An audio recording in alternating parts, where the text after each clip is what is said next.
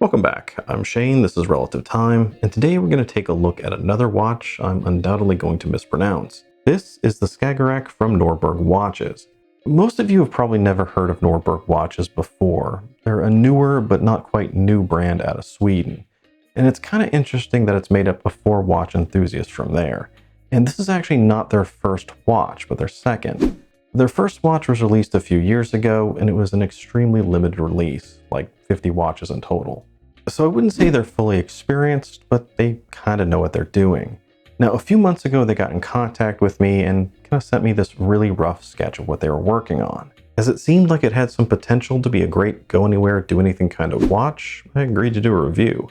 Now, unfortunately, there were some massive shipping delays getting the watch to me. It decided to spend about 3 weeks in Chicago just hanging out. So I was planning to do this right about when the Kickstarter started, but right now it's kind of on the tail end of things. So I didn't quite get to spend as much time as I would like before doing this review, but despite that, I still think I got a good feel for the watch. Now, before we really get going, I do need to point out that this was a prototype that was lent into the channel, and as such, your standard prototype warnings apply, which means that the final production version may be a little different than this one, as well as there may be a few QC issues. But that's actually something we're going to talk about near the end. But for now, let's dive in.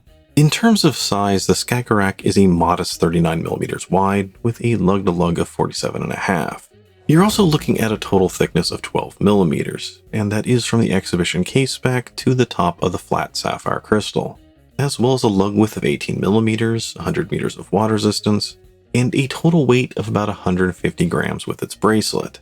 So I think the specs here say a lot about what Nordberg is trying to do with the watch. That they're really trying to hit the middle ground with as many areas as they can, just to create a simple, straightforward, go anywhere and do anything kind of watch. One that would appeal to the most amount of people. Something that's not too big, yet not too small either. The case also has a very minimal, yet sleek feel to it.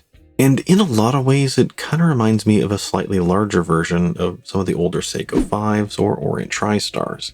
And in that way, it's probably also similar to some of the Seiko Sarbs, where you have these sleek lugs that extend out and narrow down as they get to the bracelet. And the lugs here really do extend downward with a nice curvature to them, giving the watch a slightly narrower effective lug-to-lug. The finishing is a mixture of brushed and polished surfaces, with a brushed surface on top and polished sides, as well as a very narrow polished chamfered edge that runs down each side. And all of that is topped off with a polished bezel that frames the flat sapphire crystal. Now, from what I've seen, there isn't any anti-reflective coating on this crystal, and from what I've seen, it could use it from time to time. The fit and finish also has some potential to be nice, but unfortunately there are a few issues here, and some serious issues with this prototype on the side, where it has this sort of scratching and pitting, and kind of looks like road rash, honestly. Now, remember that this is a prototype, but I'm going to talk more about this at the end. The sign crown is at the right, and I think it is a little small for its case size. Yet despite that, I never really had any issues when I tried to use it. Then on the rear, you have an exhibition case back, which is reported to also be sapphire. Now, when the movement you're using has a good finish, that's when an exhibition case back can be nice. And here, not so much. There is a custom rotor, which is nice, but there's also some QC issues here as well, with either these smudges or scratches on the movement. Now, the dial is where things get a little more interesting, or as interesting as you can get with Swedish Minimalism. There are going to be 2 different colorways, and I think they both look nice. But this white dial version, which is officially known as the day colorway, I think is the more interesting of the 2. And I especially like the nicely blued second hand. I really like its extended length and how it stands out nicely against the glacial backdrop. Now, on this day version, the dial is a flat white, and that is paired with black and gray accents. One of the more interesting features here is with the applied indices. The shape and pattern is nothing groundbreaking, but I've never seen flat gray indices before. You'd normally expect something much more metallic. I think the gray indices pair nicely with the flat dial, and gives it a rather smooth transition across. It still maintains a nice contrast. Moving further outward, you have a raised chapter ring with black painted indicators, and that surrounds the indices and frames the entire dial. Then moving into the middle, you have a black painted crosshair that takes up a lot of that section.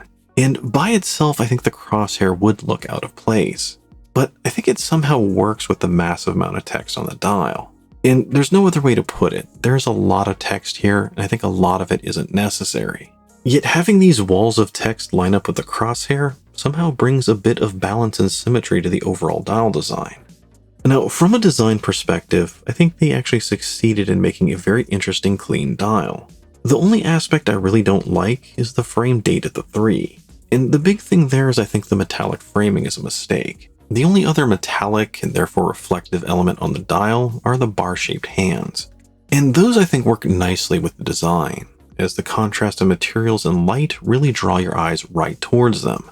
But the date window itself is also reflective, and I think that winds up being more of a distraction, drawing your eyes away from the hands.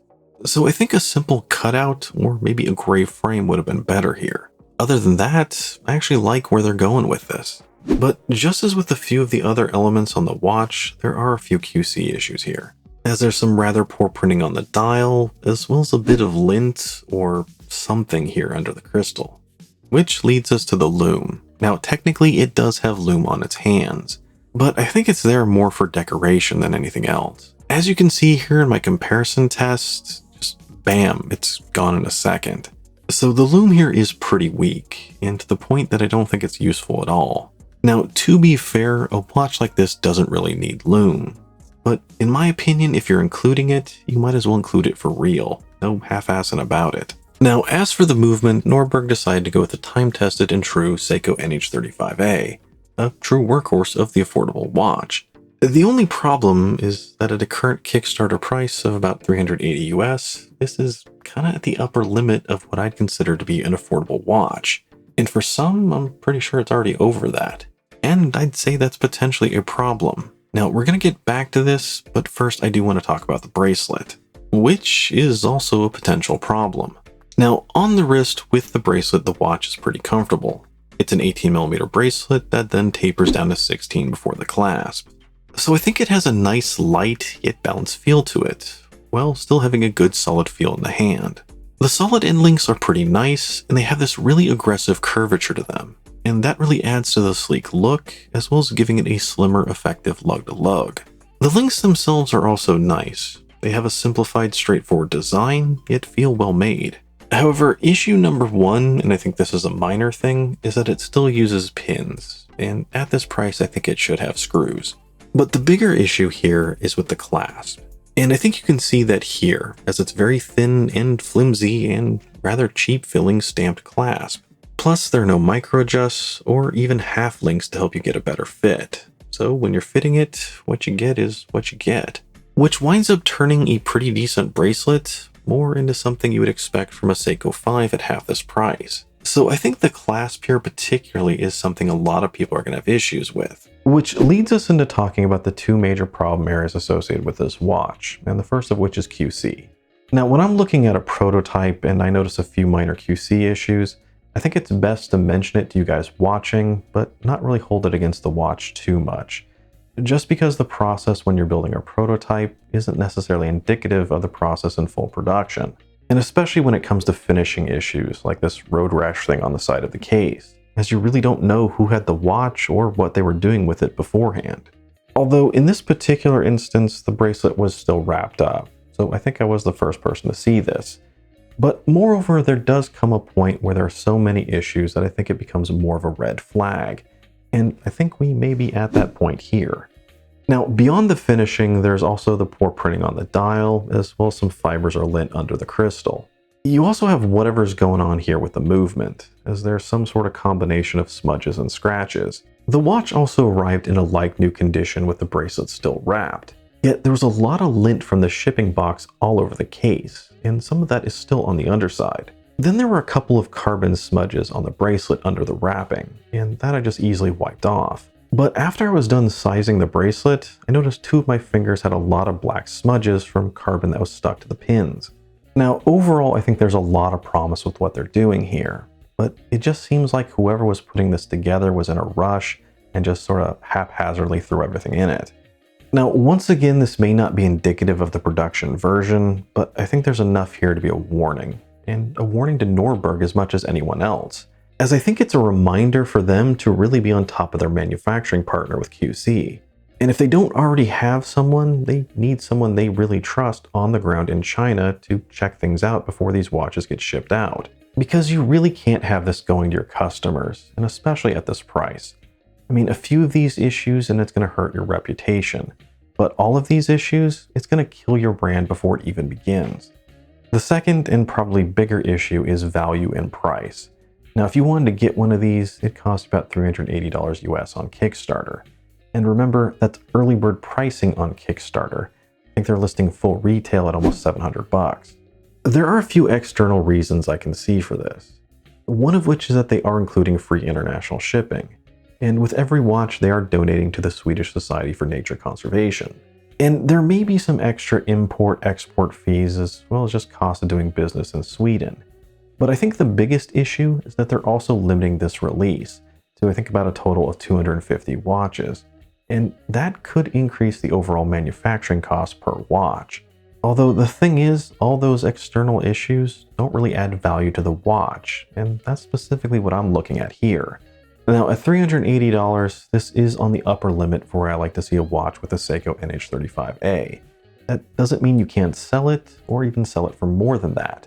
It's just at this price and above, you need to start including some premium features, like premium finishing, maybe more intricate dials, or premium materials like titanium. And I'm just not seeing any of that here. Now, I can see the direction that Nordberg wants to go with this, and overall I like what they're trying to do. I'm just not sure they're quite there yet. But what do you guys think of the Nordberg Skagerrak? Let me know down below. Or if you can think of another watch that does this better, let me know that as well. And as always, if you enjoyed the video, don't forget to like, comment, and subscribe. I'm Shane, this is Relative Time. See you next time.